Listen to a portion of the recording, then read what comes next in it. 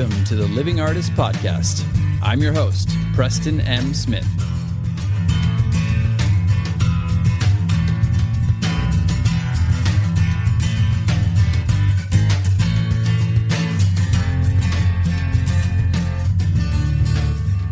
Hey, everybody. Welcome to the Living Artist Podcast. I'm Preston M. Smith, at PMS Artwork everywhere on internet land and socials. I want to thank you for landing on this podcast. Whether you're a professional artist, just getting started in the art world, a collector of art, or just consider yourself a creative person, this podcast has something for you. I like to think of it as a fun way to rant and talk to other creative people about living the life of an artist, surviving and getting ahead in the art world, and enjoying your life. But most importantly, not waiting until you're dead to make it happen. All right, let's get started.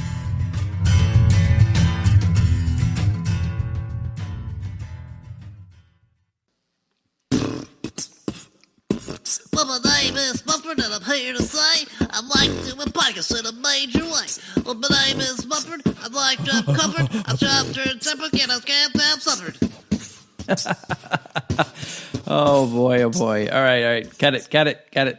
I like how that just completely fell apart at the end and started making up stuff. Oh boy. Remember those old 80s and 90s rap commercials that had like a really old white guy in front of like a car or something that he's selling, trying to be hip? I'm cool. I'm with it.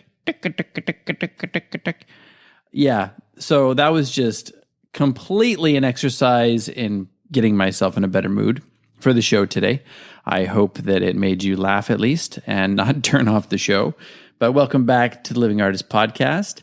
Today we are going to talk about the abundance mindset. Wait. Let's try that again. The abundance mindset. Wait. That sounded a little darker than I wanted it to. The dark side. Yeah, definitely don't want it to sound like that.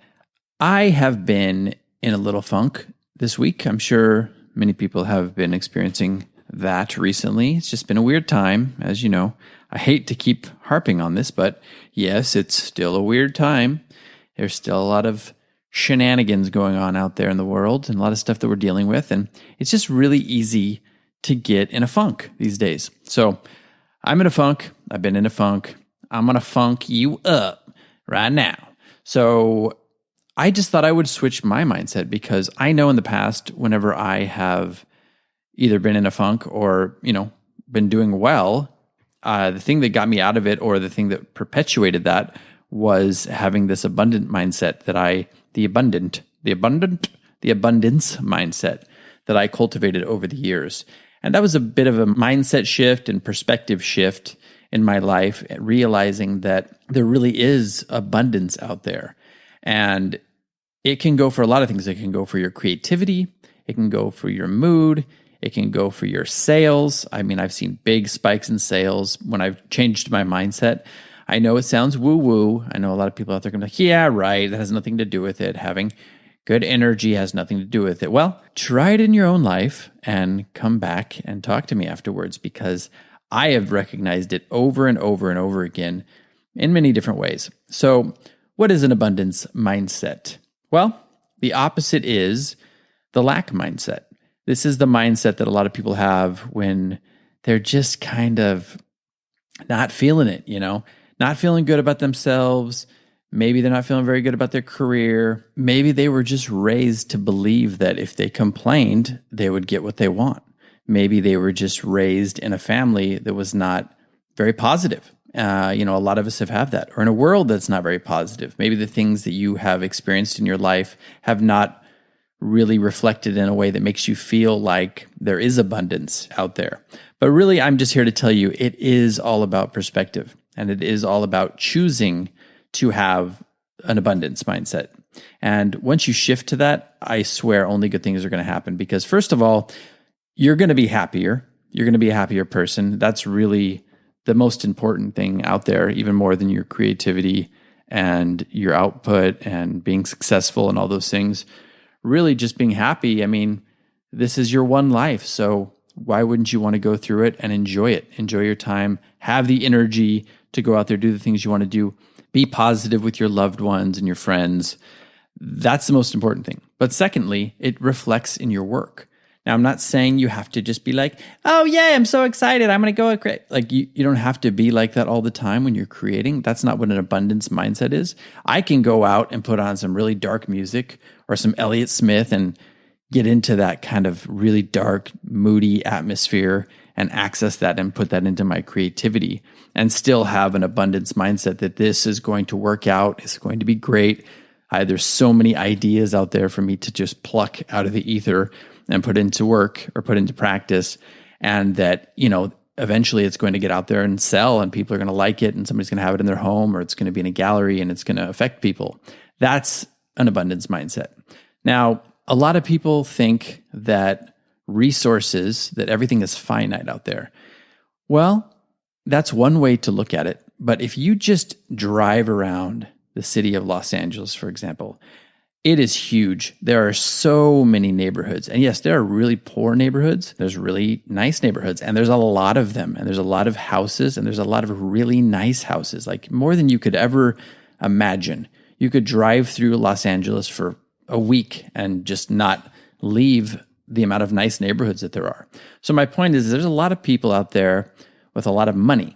And when you think about it from that perspective, that's just one city, right? One city out of thousands of cities in the entire world. And in those countries and in the cities in those countries, there are also people who have a lot of money and a lot of resources. And my point to this is that whenever you start to feel like, oh, there's really nothing out there for me to sell, I can't sell my work, I can't have an art career, there's just not enough people, I got to get into the right gallery. If I get into the right gallery, then, they're going to expose me to the right people. But if I don't get in that gallery, if I don't continue doing this and this and, getting an art dealer or whatever, all that kind of stuff, I used to just pace around my apartment and do some deep breathing and just think about all of the possibilities out there, envision all of the people out there in all the different towns and all the different cities, all the people who just wanted artwork and couldn't wait to get artwork in their home to brighten up their space, to add some great energy to their house or whatever, maybe not great energy, but have a conversation starter piece in their place or, whatever. Maybe they like dark pop surrealist stuff. There's a lot of people out there for whatever it is that you do. There are many, many thousands and hundreds of thousands, maybe millions of people out there that like just your style. So when you think about it that way and you shift your mindset in that way, it really opens up a lot of possibilities. And when you have those kind of possibilities in your mind, and when you're thinking positively like that, or you're thinking at least of the abundance that's out there, it can't help but reflect on your mood and your creativity and your ability to sell. Like it really can't. And it hasn't for me. Whenever I've been in those mindsets, I have just sold work like hotcakes. I get on a roll. Like if you go over my Instagram, I tend to sell in waves. And a lot of times that corresponds with my mood. I know it sounds funny. It sounds woo-woo. And that's okay. You don't have to believe it if you don't want to. But there are many times where I'm just feeling it. And maybe it's just my creative output. You could say, oh, well, maybe you're creating better in those mindsets when you're feeling better. Fine. Same end result, right? Different path, but same end result. And maybe you're just like marketing better when you're in that mindset. Sure, that's possible too. But my point is they all those different paths and perspectives lead you to the same end result, which is you're going to feel better, you're going to sell better, you're going to have a higher creative output than you would if you were just sulking around your house going, why even try? This sucks. And I'm not making fun of anybody because that's me this week. I was talking to my wife on the phone yesterday and I just could not get out of the funk. I didn't even want to talk. She was talking to me and eventually I decided, you know what? I'm just in a shitty mood. Like maybe we shouldn't talk right now. And, maybe I'll feel better a bit later. But it's just been hard to kind of sustain that mood recently. And I understand that. But that's why I am reminding myself and then reminding you also of all the abundance that is still out there, even in the virus, which will not be named times, even in the housing market crisis times, even in war times. There are so many people out there that are like-minded people that want art in their life, that want to be inspired, that want you to inspire them, that want to contribute to your art and career. It's crazy. It really is. So just shifting into that mindset, it really opens up a lot of doors for you. Now, I want to underline and underscore this very heavily that I'm not telling you to change your style. I'm not telling you to change your art style and be like, well, Preston's saying to have an abundance mindset, I have to paint flowers all the time. No, I'm not saying that. Do not start painting flowers unless, of course, you like to paint flowers. That's fine. You can be an artist who likes to paint demons, who likes to paint severed heads on sticks, and maybe that's your jam. That's fine. That's great. It's not for everybody, but hey, if that's what you want to do, if that's your, whatever, scary stories that tell in the dark, those types of really dark illustrations that are creepy, that not many people you'd think would want that in their home, there are still, believe it or not, thousands upon thousands of people out there, hundreds of thousands, millions of people out there who like that kind of style. That also is their jam. So that's what I mean. I'm not saying stop being dark in your work. Stop feeling stuff. Stop doing the thing that feeds you creatively, that exercises these demons. Maybe painting these types of things as a way to keep you sane. That's great. And I'm sure when you're feeling it, when you're painting in there, you're in that zone and you're in that flow state. And I would never tell you to stop doing that. But what I'm saying is once that's done, don't be of the mindset. Don't be that person who's like, well, a lot of people just don't want that kind of art in their home. The reason I'm not selling is because there's just not a market for me out there. Well, you know what? That's not true. That's where your mindset shift needs to be. That's where the abundance mindset can come in. You can just start understanding and realizing there are so many different types of people out there. There are so many types of people out there that love this stuff. I mean, look at the horror film market. You know how many people love to go be scared and watch horror films? That's crazy. I mean, it just fulfills some sort of human need or feeling that people want to experience. So there are millions of people out there who like that stuff. And that's what you can shift into thinking. Like, this stuff can just fly off the shelves as much as a flowery painting can fly off the shelves. So that's kind of what I'm trying to say here. People tend to like and be inspired and want to be around people who have an energy that's infectious. Now, that doesn't mean you have to be hyper. I'm just saying somebody who's like in that kind of like kick-ass, like abundance mindset. You can be a badass. You could be like a badass rapper, not like the beginning of the show, but like a real rapper, somebody who's really cool. You could be like a rock star. You could be whatever, a surfer.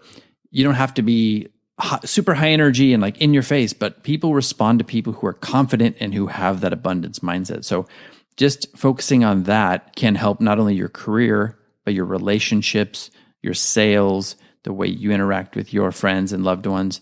And look, that's the other thing. The last piece of the abundance mindset is not getting tripped up by other people and other artists having success. There is so much out there for you. I know I've touched on this before in another episode. I think it was Don't Be a Jealous Artist, but it's so true. Like, there is plenty out there for all of us. And if you just focus on what the other person has and how that takes away from you, like them getting this gig or them selling this painting or them getting this collector or them getting in this gallery takes away from you, all that's doing is exposing lack to you. And all you're going to do is see more lack in your life and in your career.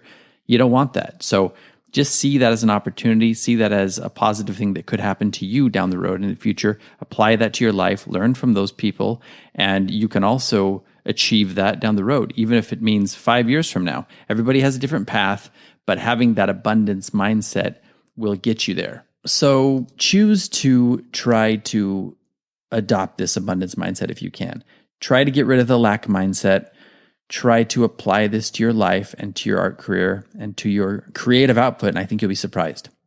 So there you have it, everybody. Thanks for listening to me talk about the abundance mindset.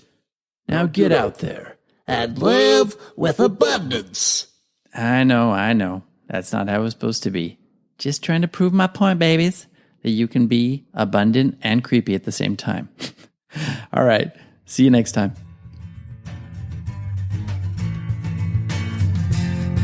This has been the Living Artist Podcast. Thank you so much for listening. I just want you to know that I appreciate you being here, and I'm grateful to be in your ears. Your art and creative life on this planet is meaningful, so thank you for sharing it with me. If you like this podcast, whatever platform you're listening to it on, please subscribe and share it with your friends. You can also leave me a positive review to show your support. This helps me to reach more people with the algorithmic magic and keep the show going strong. If you want to see more of what I do and check out the art that I create, you can visit my website at www.pmsartwork.com or follow me on social media everywhere at PMS Artwork. That's it for now. See you back here next time.